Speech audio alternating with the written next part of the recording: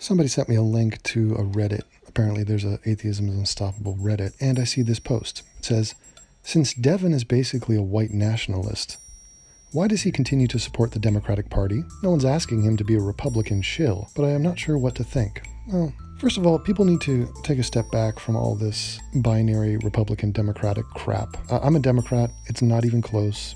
It's like 96th percentile. I agree with almost everything the Democrats say and do, with a few notable cultural things, which I highlight in my videos. I mean, this is such a bizarre question. Now let's look at this accusation. Devin is basically a white nationalist. What kind of attempted slur is that? It's very interesting, white nationalist. Now, the answer is no, I'm not a white nationalist, and that's not even said in good faith. They're saying that as an insult. But why is it insulting? Well, because it has the word white in it. So if you're a white person who associates with anything to do with being white, it's viewed as a problem. But let's read on, because somebody in here knows my position on this, basically. They say, then you don't understand his views on race. He's not basically a white nationalist, that's retarded. Now the original poster writes back, he believes, to start with, that white nations should exist. Okay, so is this the smoking gun? Yes, I agree white nations should exist. What does it mean, white nation? Well, a nation that's primarily white. You can talk about the percentages, but yeah. Let's cut through all this fucking passive-aggressive slurs and labels, and yes, I'm in favor of white human beings and their preservation and their existence within nation states. Yes. I'm sure if you asked Hispanics, Latin people, black people, Asian people, should there be Asian countries? Should there be black countries? What do you think their answer is going to be? This is crazy. I mean, just listen, in theory, I fully support the idea that groups of people should have nations where they are comfortable living among each other. Shared traditions, shared history, shared culture. Yes, but it's not really the point, because we already have the nations. There's close to 300 of them.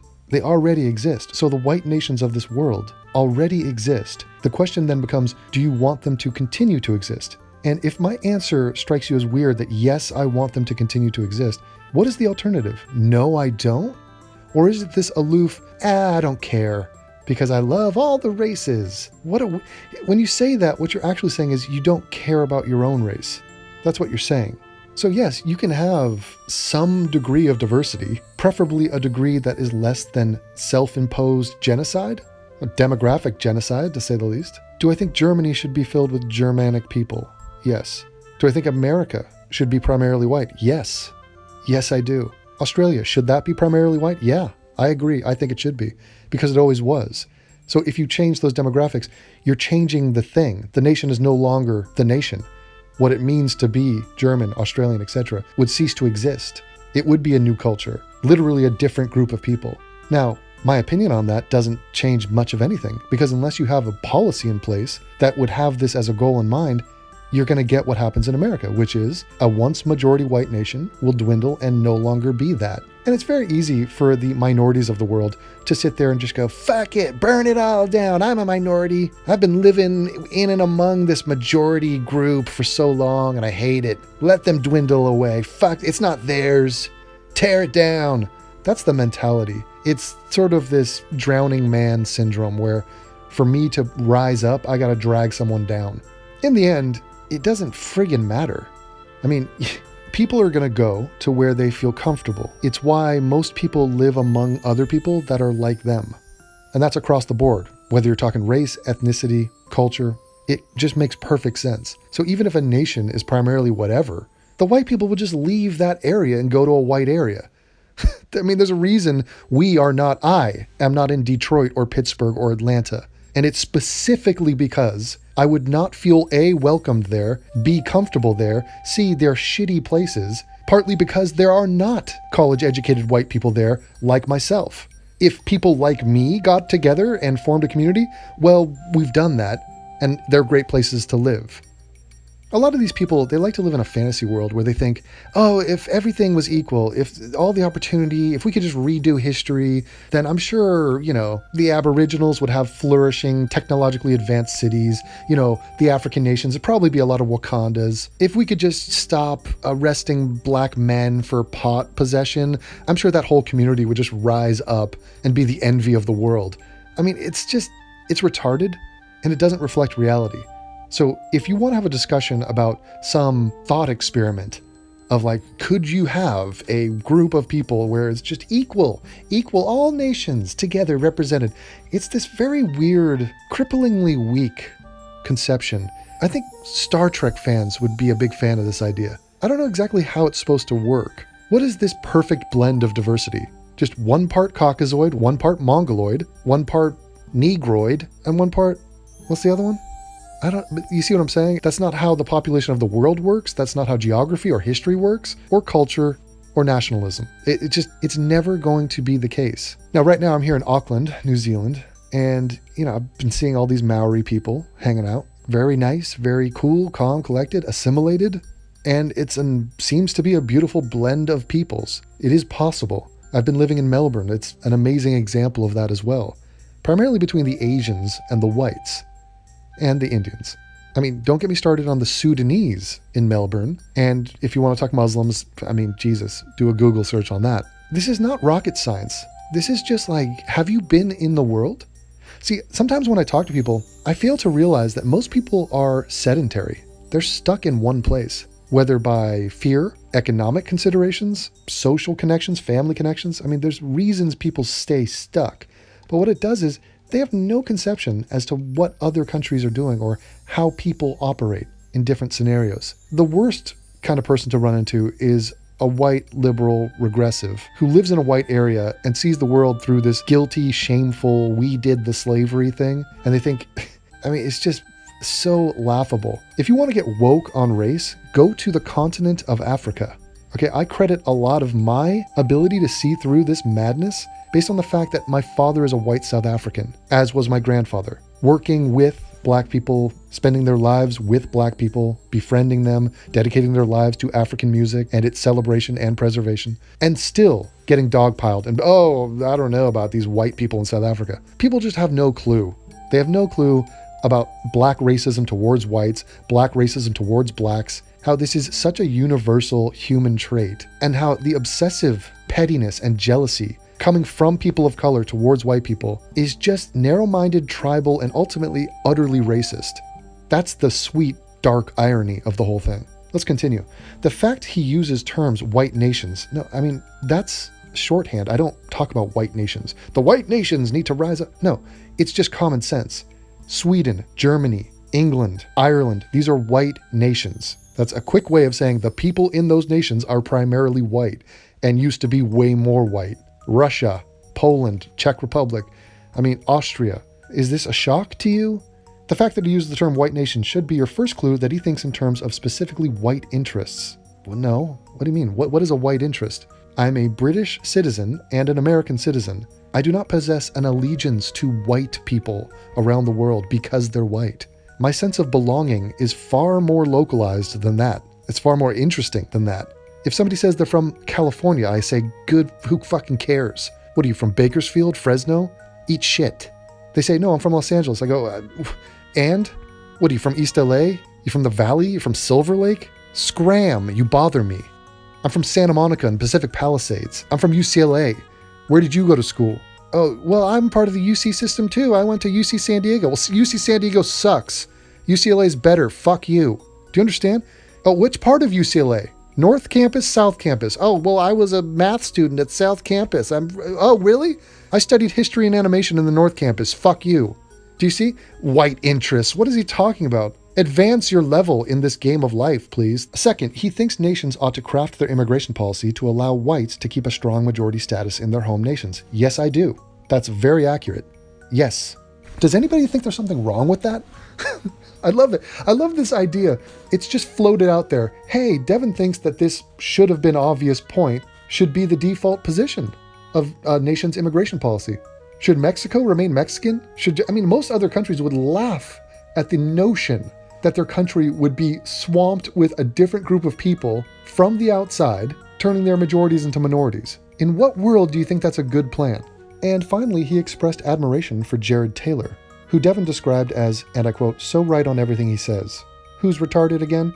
And like I said, I agree with him.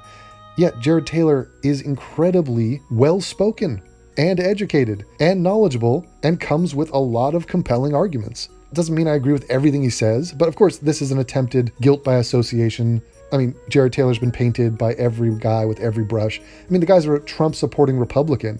I obviously have disagreements with him. He talks about how he doesn't want his children to be with members of another race.